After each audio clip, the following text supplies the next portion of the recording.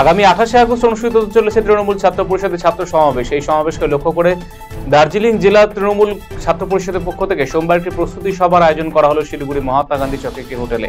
প্রস্তুতি সভায় উপস্থিত ছিলেন রাজ্য তৃণমূল ছাত্র পরিষদের সভাপতি তৃণাঙ্কুর ভট্টাচার্য। সভায় তিনি সংগঠনের ছাত্রছাত্রী এবং নেতৃত্বদের সঙ্গে আলোচনা করেন। সমাবেশে অংশগ্রহণ সাংগঠনিক প্রস্তুতি নিয়ে আলোচনা করা হয়।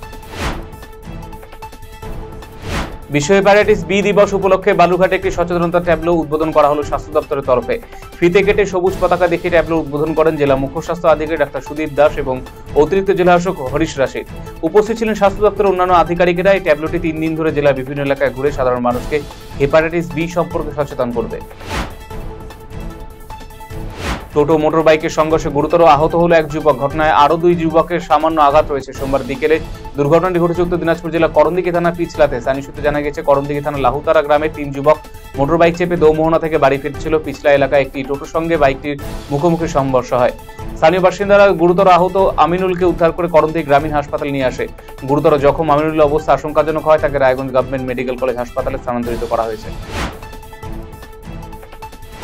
গাজলে টোটোর ধাক্কায় আহত হল এক সাইকেল আরোহী। দুর্ঘটনাটি ঘটেছে গাজলে জামতলা 552 নম্বর জাতীয় সড়ক এলাকায়। মণি বর্মন নামে যুবকের বাড়ি গাজল ব্লকের দেউতলা অঞ্চলের দহিল মহিল গ্রাম এলাকায়। গাজল স্টেট জেনারেল হাসপাতালে ভর্তি করা হয়েছে তাকে। জাতীয় সড়কে সাইকেল আরোহীকে পেছন থেকে টোটোটি ধাক্কা মারে।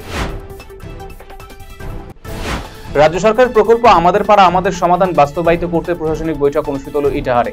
সোমবার বিকেল নাগাদ ইটাহার ব্লক প্রশাসন এবং ইটাহারের বিধায়ক মোশাররফ হোসেনের তৎপরতায় ইটাহার ব্লক প্রাঙ্গণে সভা হলে ব্লকের কৃষি, ভূমি, বিদ্যুৎ সহ বিভিন্ন দপ্তরের আধিকারিক, প্রধান এবং জনপ্রতিনিধিদের উপস্থিতিতে প্রশাসনের বৈঠকে প্রকল্প বাস্তবায়িত করতে নানারূপে আলোচনা করা হয়। কর্মসূচিতে উপস্থিত ছিলেন বিধায়ক মোশাররফ হোসেন, বিডিও দিব্যেন্দু সরকার, কৃষি আধিকারিক গৌরব সাহা, ভূমি আধিকারিক স্বরূপ দত্ত, পঞ্চায়েত সমিতির সভাপতি রীনা সরকার, সহসভাপতি মুজিবুর রহমান সহ অন্যান্য আধিকারিকেরা।